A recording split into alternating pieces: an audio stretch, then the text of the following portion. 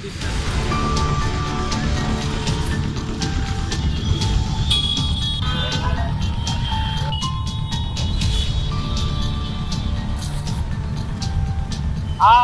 કહેવાય park avenue, નાનામાં circle થી આગળ પાર્ક એવન્યુ ચોક છે.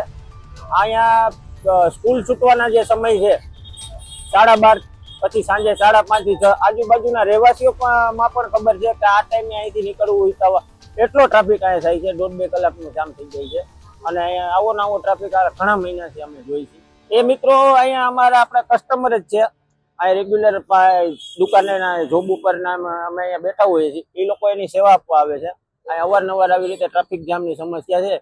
એ કલાક એક આવી રીતે સેવા આપીને વયા જાય છે. ન હોય તો બહુ ખરાબ પરિસ્થિતિ થાય છે. લગભગ અહીંયા જો આપણે જામમાં સલવાઈ જાય તો આપણે માની લ્યો કે અડધી કલાકથી પોણી કલાક પછી આ ટ્રાફિક ક્લિયર થાય, એટલો ટ્રાફિક જામ થાય. હા, ઘણીવાર આ ચોકમાં બનાવ બી અનવાર બને છે આવી રીતે, કારણ કે આ સિગ્નલ વિન આવો મેઇન ચોક છે. તો આમથી આવવા વાળા લોકો બાલાજી હોલ તરફનો ડાયવર્ટ થાય ટ્રાફિકના, એ લોકો આ તમે જોવો છો એ રોડ ઉપર અહીંયા બધી એવી રીતે અવર જવર છે. અહીંયા કોઈ ટ્રાફિક ઓર્ડર કોઈ છે નહીં, એટલે આવી રીતે બનાવ ઘણીવાર બની જાય. હા, બસ એક અહીંયા જો પોઈન્ટ બનાવીને બોર્ડર જો કે કોઈ ટ્રાફિક બ્રિગેડ કે કોઈ પોલીસ અહીંયા મુકાવી દે તો પબ્લિક માટે બી હિતાવ અને ટ્રાફિકમાં પણ સમસ્યામાં ઘણો સુધાર આવી શકે. આ રોડ ઉપર મારે આગળ કવર વર્લ્ડ કરીને મોબાઈલ એક્સેસરીનો શોરૂમ છે, અથવા અહીંયા અવારનવાર જતા ટ્રાફિક થાય છે. એટલે અમારી પાસે થોડોક ટાઈમ કાઢી, અમારો સમય કાઢીને અહીંયા આપણે દેશ સેવા માટે ટૂંકે જો કે રાજકોટ સિટીમાં આપણે થોડુંક ટ્રાફિક હળવો કરવા આવીએ છીએ.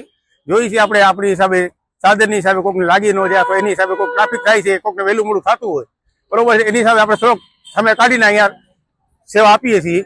મને આગળ ઓછામાં ઓછો મહિનો દી થયો છે હું આવી રીતે સેવા આપું છું. અહીંયા આ નાનામાં સર્કલ થી આગળ ચોકા એવન્યુ પાર્ક પોઝિશન થાય છે, પણ આપણે દેશના હિત માટે, આપણે રાજકોટ સિટીના હિત માટે આ બધી આપણે આપણી રીતે આપણી જેટલું થાય એટલું ટાઈમ કાઢીને બને એટલું આપણે એને સેવા આપીએ છીએ.